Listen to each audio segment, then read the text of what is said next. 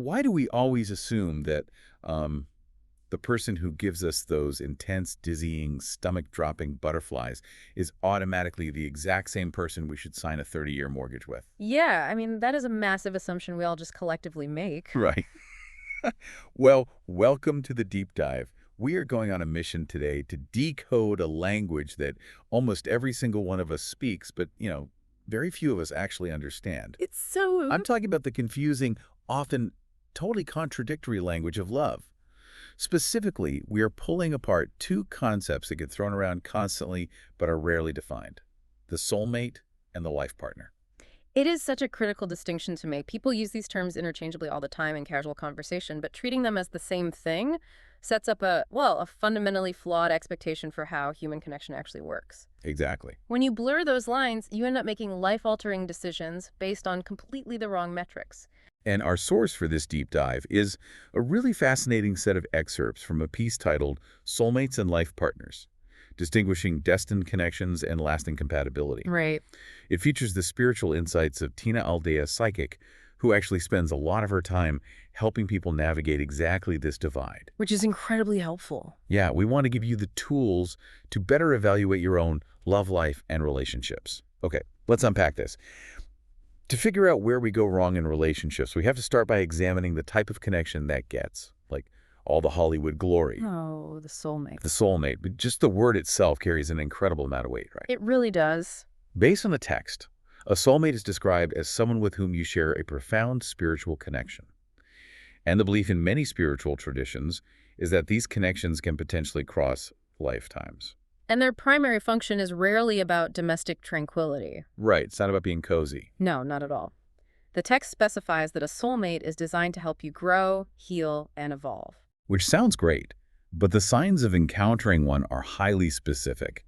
The source says it usually kicks off with an instant sense of familiarity. Yeah, people describe this really powerful, almost eerie feeling of recognition the exact moment they meet. Wow. It feels far less like meeting a complete stranger and much more like reconnecting with someone your subconscious already knows deeply. So you basically skip the small talk entirely. Exactly. The source mentions strong emotional attraction, intense chemistry, and incredibly deep conversations right from the very beginning. Yeah. But the element I find truly intriguing is the occurrence of meaningful coincidences. Synchronicities. Oh, definitely. The environment around you seemingly reflecting the internal intensity of the connection. Like the universe is in on it. Exactly. People often notice unusual mathematical patterns surrounding a soulmate dynamic. Uh-huh. This manifests as seeing recurring numbers everywhere or having statistically improbable chance encounters with this specific person in massive cities. Like running into them on a random street corner. Right. Or experiencing vivid, repeated dreams about them. The text frames it as the universe heavily signaling the importance of the arrival of this individual. I was thinking about how best to visualize this mechanism for you as you're listening. Based on the text, a soulmate acts fundamentally like a personal trainer for your emotional growth. Oh, I like that comparison. Right. Yeah. Think about the reality of hiring a personal trainer. You are signing up for transformation. Which is hard work. It is. It is ultimately a beautiful, rewarding process, but your trainer is actively going to seek out your weakest muscles. Yeah, they are. They're going to push you to muscle failure. They bring all your physical limitations to the absolute surface so they can be rebuilt. And a soulmate does exactly that, but with your unresolved emotional wounds. Exactly. The text explicitly says they challenge old beliefs and trigger deep healing. What's fascinating here is because they act as this intense catalyst for transformation, soulmates aren't necessarily meant to stay permanently. Wait, really? Because society totally drills this idea into our heads that a soulmate is your forever person. Oh, completely. But the source clarifies that in many cases, a soulmate enters your life strictly to teach an important lesson. Interesting. They arrive, they force you to confront the hidden, often painful parts of yourself, and then, once that evolution is triggered, their purpose in your life narrative might be completely fulfilled. Wait, hold on. I have to push back on this because there is a very fine line here. Okay, what do you mean? If someone comes into your life, causes massive emotional upheaval, triggers all your deepest insecurities, and then just abruptly abandons the relationship? I mean, how is that a spiritual soulmate and not just a highly toxic, abusive relationship? That's a fair point. Aren't we just romanticizing trauma bonding here? That is the essential question, and the distinction really comes down to the trajectory of your self-worth. Okay. Trauma bonding breaks down your boundaries. It creates this cycle of dependency where you lose your sense of self, you feel incapable of functioning without the person causing the pain. Right, you get trapped. Exactly. But a soulmate connection, even when it brings up immense psychological friction, pushes you toward independence and self-actualization. Ah, A toxic partner makes you feel small. A soulmate forces you to realize how big you actually are by making you face the things holding you back. Think of a soulmate as a controlled forest fire. A controlled forest fire. It is terrifying. Yeah. It is destructive. But ecologically, a forest fire is absolutely necessary to burn away the dead brush and crack open dormant seeds so new life can actually sprout. That makes a lot of sense. Yeah, The fire clears the ground. But surviving a forest fire is exhausting. totally. It takes a massive toll on the nervous system. When we talk about those dizzying butterflies you feel with the soulmate, biologically, that is often just your nervous system going into overdrive. Yeah, we are culturally conditioned to conflate anxiety, like the unpredictability of a fiery connection with passion. We really are. We interpret an activated fight-or-flight response as profound romantic love. The unpredictability of the soulmate dynamic triggers massive spikes in dopamine. It mimics the neurological loop of an addiction. So you get those extreme highs of deep connection, followed by the agonizing lows of triggered insecurities. Exactly, which leaves you craving the next high. It is biologically unsustainable to live in that state of neurological arousal forever. So if that intense, controlled forest fire of a soulmate is ultimately unsustainable for, paying bills, navigating healthcare, and raising kids, what is the actual psychological blueprint for someone who can go the distance? Right. The person you actually want to build a comfortable, lasting day-to-day life with. Yeah. That brings us to the life partner, the anchor. Yeah. A life partner operates on a completely different psychological and physiological foundation. The text defines a life partner as someone whose values, goals, and lifestyle naturally align with yours. In a way that supports long-term happiness and stability. It is not built on a foundation of mystical synchronicities or dramatic emotional spikes. So no recurring numbers or eerie dreams required. Nope. It is grounded in baseline compatibility and mutual respect.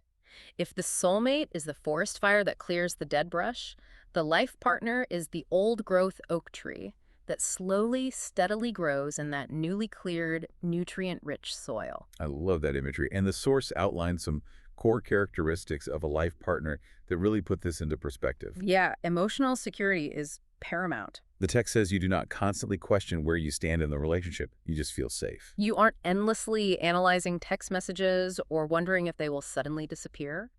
And you also have deeply shared life goals. Your visions for the future align naturally, whether that involves your specific career trajectories, your philosophy on managing finances, or your timeline for a family. Consistency is the defining metric here. A life partner shows up reliably through both the mundane Tuesday evenings and the devastating life crises. It's a genuine teamwork dynamic. Exactly. Both individuals are actively, consciously supporting each other's growth rather than just triggering it through emotional friction. Right now, I am looking at this source's mention of healthy communication as a primary trait of a life partner. It notes that disagreements still happen, but they are handled constructively. But let's be totally honest about human nature here. Okay. When people hear stable, consistent, and constructive communication, they often hear boring. Oh, for sure. Right. Does this mean life partner relationships inherently lack passion? Are we basically saying that to achieve long-term peace, you just have to settle for a highly functional roommate? If we connect this to the bigger picture, it requires entirely redefining what passion looks like over a timeline of 40 or 50 years. Okay, how so? The biological mechanisms actually shift in a life partner dynamic. You are moving away from the chaotic dopamine spikes of the soulmate connection. And moving toward what? You're building a bond fueled by oxytocin. That's the hormone associated with deep, long-term attachment and calm trust. Oh, wow. Life partners might not have that initial earth-shattering emotional intensity, but that lack of constant drama provides a stable foundation. Because you aren't exhausted all the time. Exactly. You are no longer wasting all your energy managing relationship anxiety, which means you can redirect that energy into building a life, pursuing passions, and deepening intimacy over decades. So you trade the fireworks display for a warm, sustainable hearth. Beautifully put. But hearing all of this, the natural question you are inevitably asking yourself is, do I really have to choose? Right. Can you find the intense spiritual teacher and the highly compatible, stable teammate in the exact same person? According to the source, yes. It is a rare but entirely possible phenomenon. So it does happen. It does. You can have a relationship that successfully combines the deep spiritual connection and emotional intimacy of a soulmate with the strong compatibility and shared life goals of a life partner. When those two profiles merge, the text describes the relationship as feeling uniquely exciting yet profoundly secure. Best of both worlds. You get the sparks of recognition, but you also get the logistical safety. But the text provides a massive caveat here. Yeah. Not every soulmate has the logistical compatibility to become a life partner. And not every life partner begins with a cinematic, overwhelming soulmate experience. Right. This raises an important question. How frequently does society actively set you up to mistake intense attraction for long-term suitability? Constantly. Why is everyone walking around trying to force a fleeting soulmate into a permanent life partner role, or feeling deeply disappointed when their incredibly supportive life partner doesn't feel like a mystical, telepathic soulmate? Because we are programmed to. Modern culture, the movies we watch, the novels we read, the curated social media narratives. They all heavily, almost exclusively, emphasize chemistry. Yes. They sell us this persistent narrative that Right. true love is supposed to be a constant, effortless emotional high. They completely gloss over the mundane, unsexy, practical compatibility required to actually share a human life. Well, the media loop thrives on conflict and resolution, which perfectly mirrors the dopamine cycle of a soulmate connection. Right, the drama. A story about two people calmly paying their taxes and constructively resolving a disagreement about dishwasher loading techniques doesn't make $1 billion at the box office. It definitely does. But in reality, a magical spiritual connection will brutally struggle to survive everyday life without a rock-solid baseline of practical compatibility. You simply cannot pay a mortgage or navigate a health crisis with intense chemistry. Here's where it gets really interesting. Understanding this distinction between the catalyst and the anchor operates like a psychological superpower. It really does. It prevents you from placing impossible expectations on the people you date. Yeah. If you recognize that someone is clearly a soulmate-like, they light up your brain, they push your boundaries, but your fundamental life goals are totally incompatible, you can actually appreciate them for the profound growth they bring. Exactly. You can experience the connection without trying to force a 30-year commitment that will inevitably make you both miserable. You stop trying to fit a square peg into a round hole just because the peg is shiny. I love that. Yeah. You learn to evaluate relationships based on reality rather than the fictionalized romantic comedy script running in your subconscious. Right.